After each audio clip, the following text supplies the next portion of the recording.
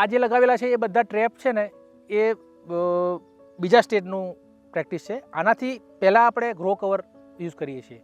જ્યારે પ્લાન્ટેશન કરીએ છીએ ત્યારે આપણે નર્સરીમાંથી પ્લાન્ટ લાવ્યા પછી આપણો જે છોડ વાવ્યો છે એ 25 થી 30 દિવસનો છોડ છે. એ છોડને 60 દિવસે પહોંચતા એટલે કે એની યુવા અવસ્થા સુધી પહોંચતા એટલો સમય એને કાઢવા માટેનો એના માટે સેન્સિટિવ પીરિયડ ગણાય છે. એ પીરિયડની અંદર એના ઉપર કોઈપણ જાતના ઇન્સેક્ટનો અતિરેક થઈ જાય તો એમાં વાયરસ અથવા તો કોઈપણ જાતના પ્રોબ્લેમ ક્રિએટ થતા હોય છે. તો એનાથી એને પ્રોટેક્ટ કરવા માટે આપણે ગ્રો કવરનો યુઝ કરીએ છીએ.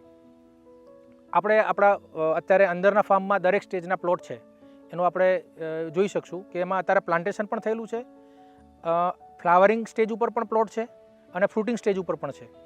તો જ્યારે આપણે પ્લાન્ટેશન કર્યું તો 1 અઠવાડિયાની અંદર આપણે એને ગ્રો કવરથી કવર કરી દઈએ છીએ અને 1 મહિના સુધી એ ગ્રો કવર ઢાંકેલું રાખીએ તો જેના અંદર એનો વેજીટેટિવ ગ્રોથ પણ થાય અને એને કોઈ પણ બહારની ઇન્સેક્ટ એના ઉપર એન્ટર ના થાય.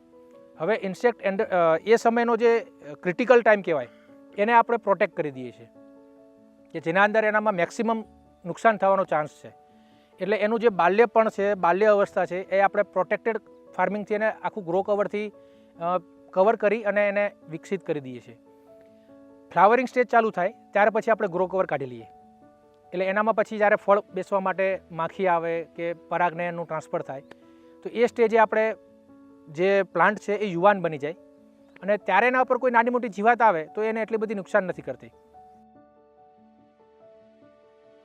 અને તેમ છતાં એ ગ્રો કવર કાઢ્યા પછી આપણે એને બધી જાતની ટ્રેપો લગાડતા હોઈએ છીએ. તો માનો કે એમાં યલો ટ્રેપ છે, બ્લુ ટ્રેપ છે, પછી ફળમાખી આવે તો એના માટેની ફેરોમેન ટ્રેપ છે, લીલી અને કાબરી ઈયળ આવે તો એના માટેની જે ટ્રેપ છે એ બધી ટ્રેપો આપણે આમાં લગાવી દઈએ. જેનાથી શું થાય કે જે પણ જીવાતો આવતી હોય એનું આપણે પહેલેથી જ એને એમાં પકડી લઈએ તો એને આગળનું નુકસાન થતું અટકાવી શકાય.